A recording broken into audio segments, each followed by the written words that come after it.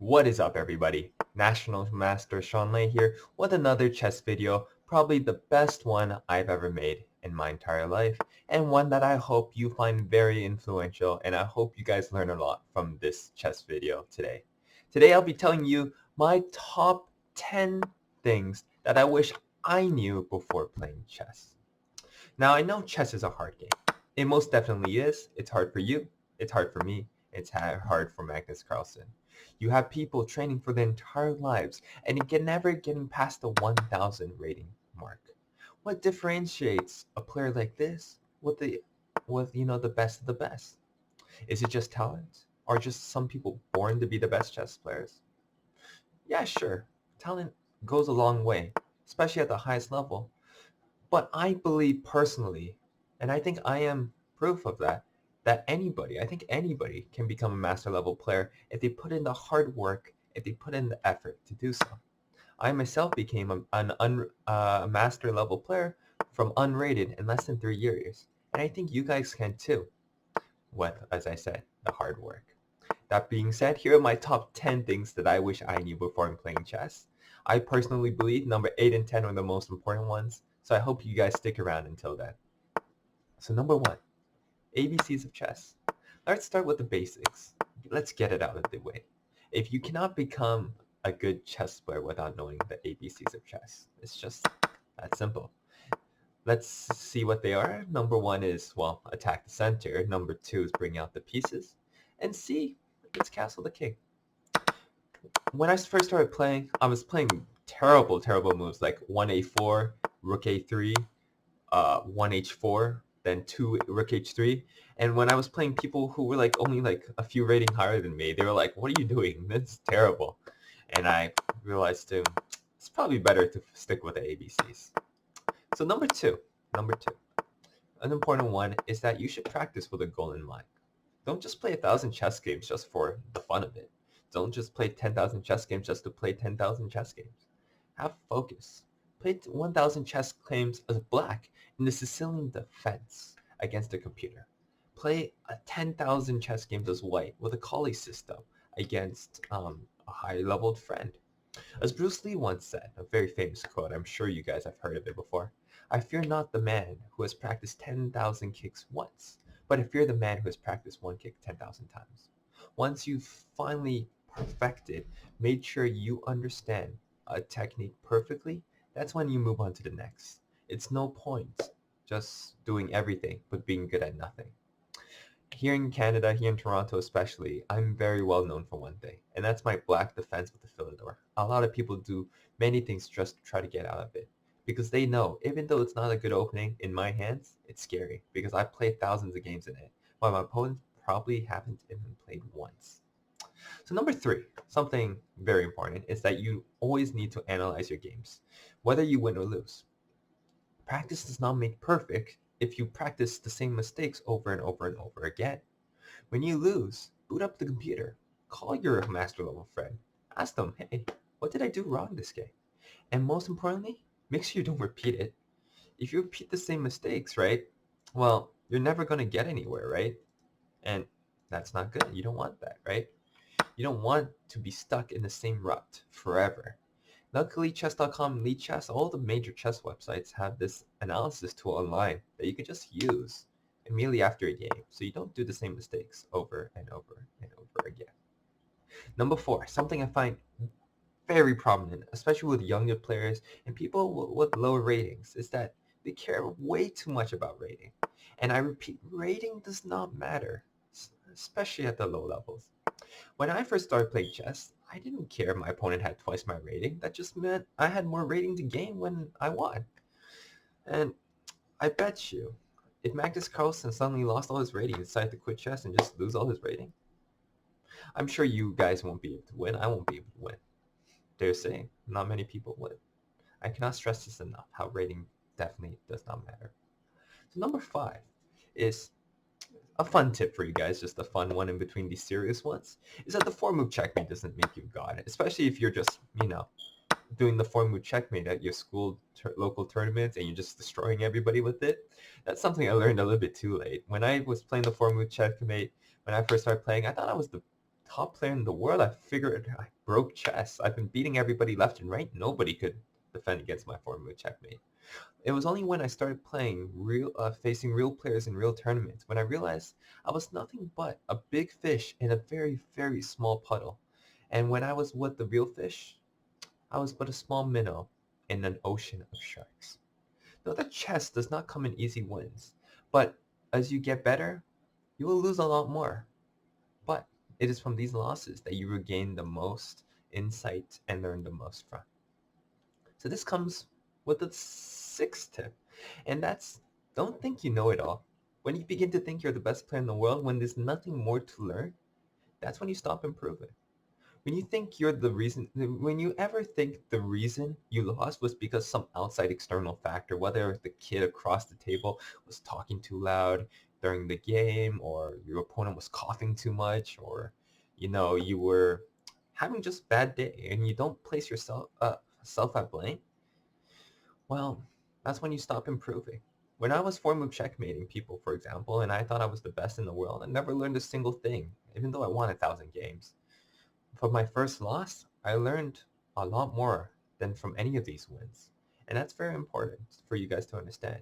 And that's when the mind opens, truly opens, to new ideas, new novelties, and new ideas. And that got me to become a better chess player.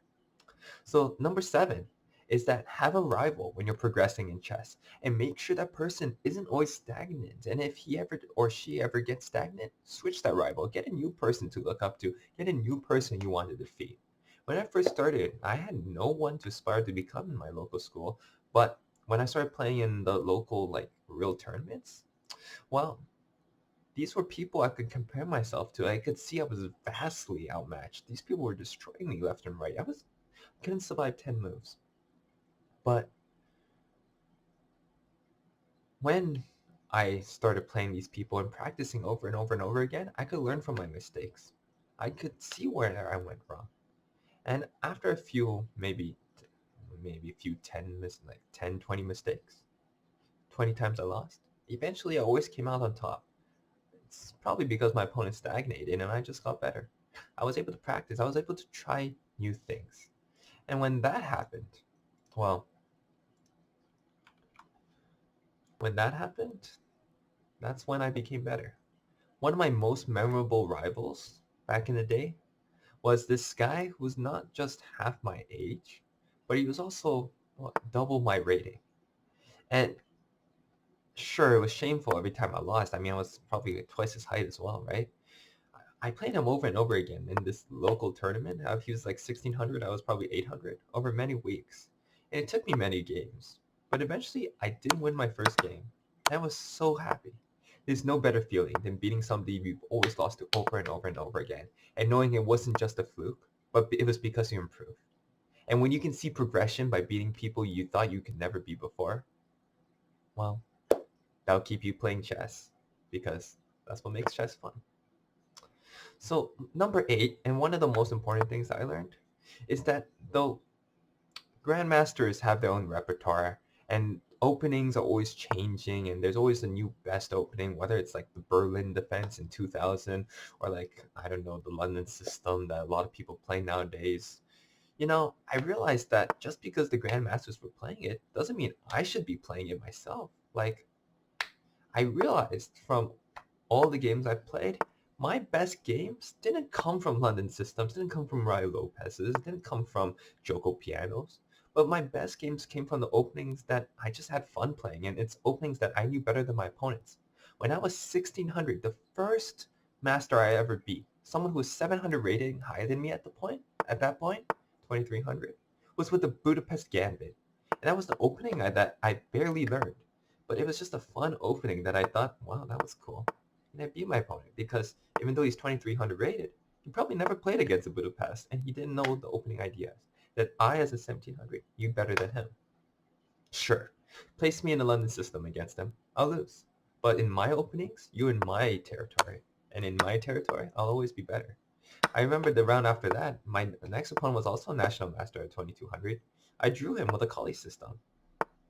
Sure, not very common, but if it's not common, you'll know it better than your opponent. My most memorable best games came from wing gambits, Benko gambits, weird stuff like that, Scotch Gambits. And I have lots of fun while playing it. And in the end, fun is basically the most important thing, right?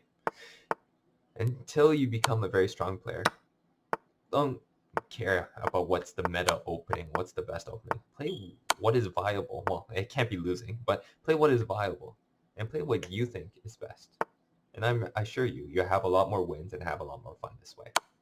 Then tip number 7 is don't be afraid to lose. If you're afraid to lose and make sure every move you make is to not lose, just like tip number 6, you never learn. And if you never learn, you'll never be better.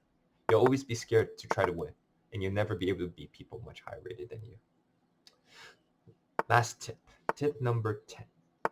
Last but not least, always, always, always, and I say always, make sure you understand why you're playing chess in the first place. You're not playing chess just to become the best chess player in the world. You're playing chess to have fun. And make sure you always remember that. I had a slump at my peak when I, like 2 years ago, a year ago, when I started dreading going to tournaments, when I started hating playing chess. And that was because of all the pressure, all the expectations that a lot of people had of me.